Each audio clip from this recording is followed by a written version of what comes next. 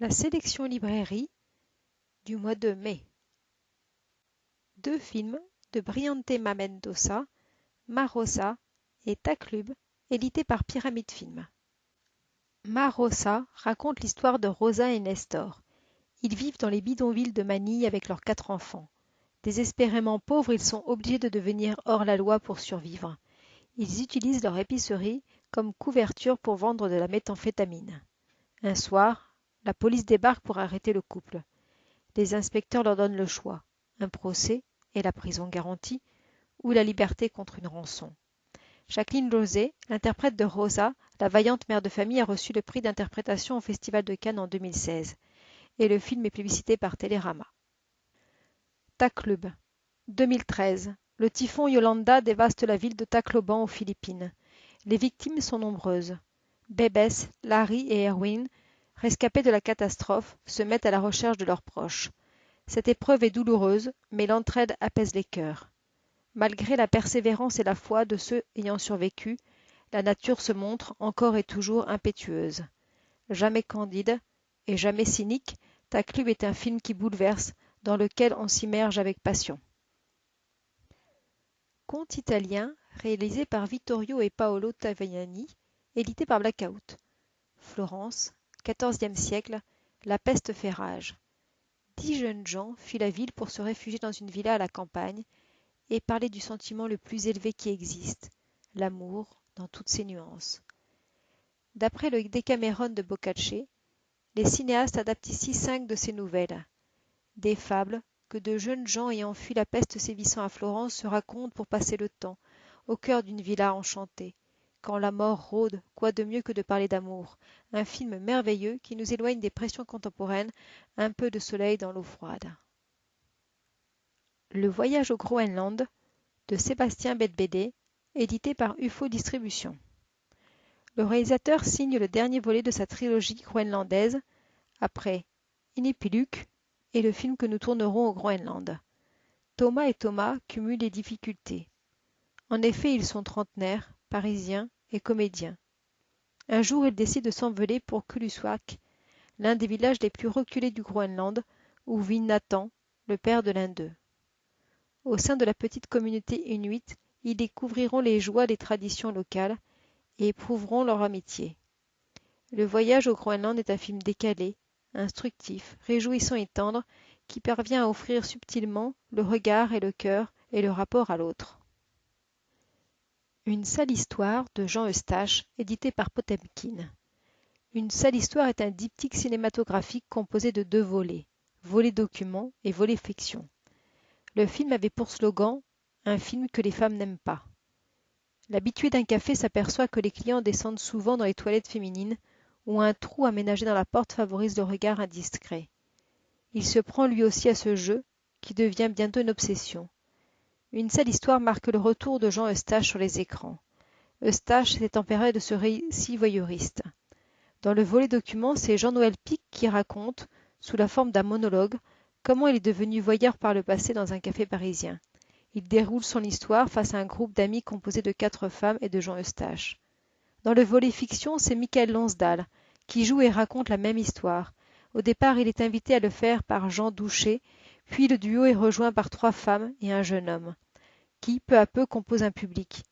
Il établit ainsi littéralement cette forme majeure du cinéma contemporain que sera le film coupé en 2.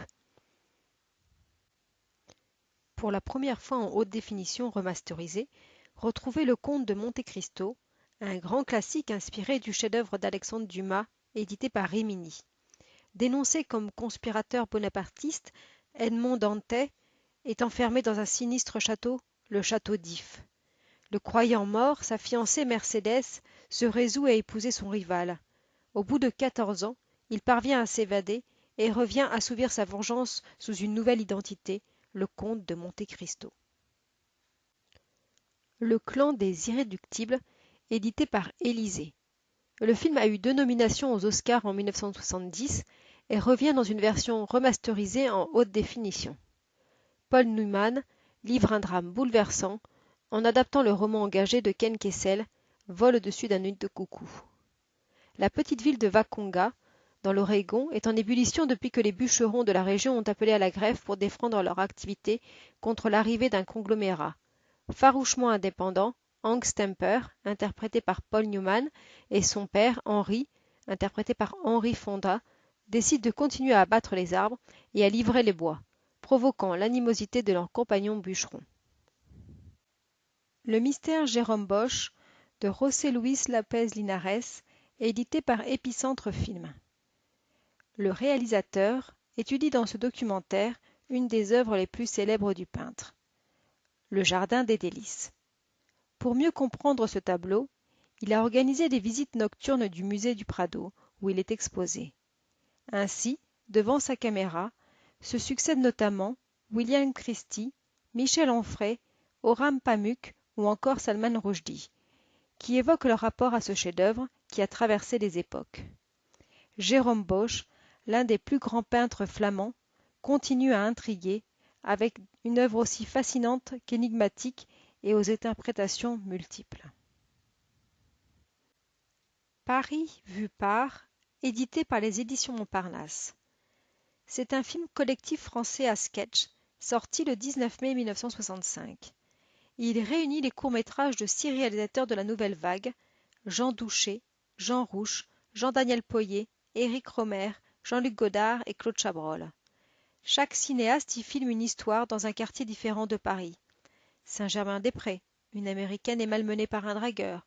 Gare du Nord, les premières disputes d'un couple.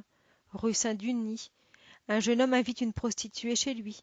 Place de l'Étoile, un petit bourgeois se retrouve entraîné dans un cycle infernal. Montparnasse et Levallois, une jeune femme est partagée entre ses deux amants. La Muette, un couple bourgeois ne cesse de se disputer. Pourquoi nous détestent-ils ? 3 séries documentaires diffusées sur Planète Plus, groupe Canal, et éditées par Blackout. La première série est réalisée et incarnée par Armel Chabi, humoriste de 36 ans, qui s'interroge sur l'intégration de la communauté maghrébine en France, sur les clichés véhiculés à son encontre, ainsi que sur le racisme ordinaire dont elle fait l'objet. Dans la seconde série, le réalisateur et comédien Lucien Jean-Baptiste cherche à comprendre pourquoi la couleur de la peau peut aujourd'hui encore véhiculer des clichés du siècle dernier. Et dans la troisième série, après les attaques terroristes perpétrées par Mohamed Merah en 2012, contre Charlie Hebdo et l'hypercachère de la porte de Vincennes en 2015, le journaliste et producteur Alexandre Amiel s'est interrogé sur la situation de la communauté juive et la recrudescence de l'antisémitisme en France.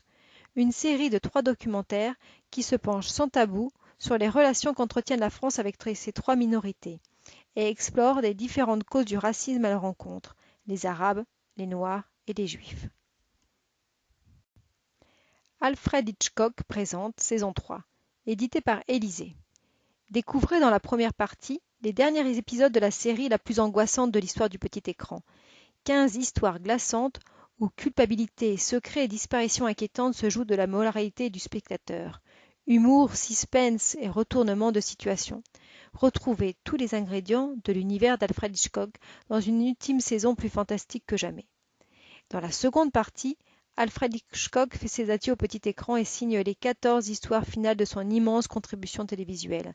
Le maître du suspense introduit avec son style inimitable 14 récits glaçants où héros, coupables et victimes se confondent avec effroi et malice pour notre plus grand plaisir. Le volume 4 de la série télévisée La caméra explore le temps d'Alain Decaux, édité par Élysée. Une anthologie d'énigmes historiques sous forme de fiction, jouée par une éblouissante distribution issue de la Comédie Française. La nuit de Varennes, l'arrestation des Templiers, les États généraux, le dernier Condé. Revivez les moments clés de l'histoire de France grâce à cette série à la fois divertissante et enrichissante. Les Enfants du chemin de fer, en version restaurée, édité par Tamasa. En Angleterre, 3 enfants, Roberta, dit Bobby, Phyllis et Peter, s'amusent à regarder passer le train sur la ligne de chemin de fer, à proximité de leur domicile, et à saluer les passagers. Ils deviennent amis avec Albert Pix, le chef de gare, et avec le vieux monsieur qui prend régulièrement le train de 9h15. en l'absence de son mari, la mère, pour subvenir aux besoins de sa famille, écrit et vend des histoires aux magazines. Après de nombreuses aventures, Bobby finit par découvrir la vérité sur la disparition de son père. Alors qu'il travaillait au bureau des affaires étrangères, il a été accusé d'avoir vendu des secrets d'État aux Russes et emprisonné. The Railway Children est l'adaptation d'un grand classique de la littérature enfantine anglaise. Le film, de Lionel Jeffries, seule version cinématographique, demeure l'adaptation la plus célèbre. Railway Children a depuis bercé les souvenirs de plusieurs générations de jeunes spectateurs et fait aujourd'hui figure de grands classiques du cinéma anglais, classés dans les 100 plus grands films anglais par le BFI notamment. La jeune fille sans main, édité par Shellac Sud. Nominé au César 2017.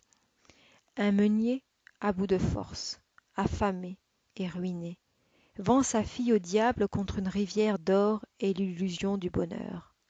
Les mains de la jeune fille étant trop pures pour que le démon l'emporte, elle se les fait couper avant de s'enfuir. Elle rencontre la déesse de l'eau, un doux jardinier, et un prince qui tombe immédiatement amoureux d'elle et lui fabrique des prothèses en or. Lorsqu'elle tombe enceinte et que la guerre éclate aux confins du royaume, elle va devoir prendre son destin en main et maîtriser sa peur et ses doutes. Un film d'animation qui a reçu le prix Lumière de la presse étrangère, meilleur film d'animation, et le prix du jury au Festival d'Annecy, plébiscité par Télérama, adaptation d'un conte des frères Grimm, le long-métrage de Sébastien Lodenbach, véritable peinture animée et d'une beauté étourdissante. The Music of Strangers, Yo-Yo-Ma et The Silk Road Ensemble, édité par Urban Éditions. Avec humour, tendresse et émotion, Music of Strangers nous raconte l'histoire de personnes exceptionnelles de talent, d'humilité et de générosité, des musiciens prodigieux venus du monde entier et rassemblés à l'initiative de Yo-Yo-Ma, des plus grandes salles de concert européennes aux camps de réfugiés de Jordanie, des rives du Bosphore aux montagnes chinoises, ces virtuoses unissent leur art et leur culture et font la démonstration qu'avec des idées simples et des convictions fortes, on peut changer le monde. Le réalisateur, Morgan Neville, suit le légendaire violoniste Yo-Yo Ma et le travail de son collectif multiculturel Silk Road Ensemble, et analyse les façons dont l'art et la culture définissent et lient les personnes entre elles à travers le monde. Clan, la nouvelle série belge éditée par Montparnasse en DVD. Mêlant l'humour et l'enquête, Clan relate le destin tragicomique de 4 sœurs, Goethals, qui ont décidé de liquider Jean-Claude, le mari particulièrement beauf de la 5e. La série Clan, sorte de Desperate Housewives de Flandre à la sauce décapante, mêlant avec talent humour, variété de profils psychologiques et thriller, a été classée 4e des meilleurs drames étrangers par The Times.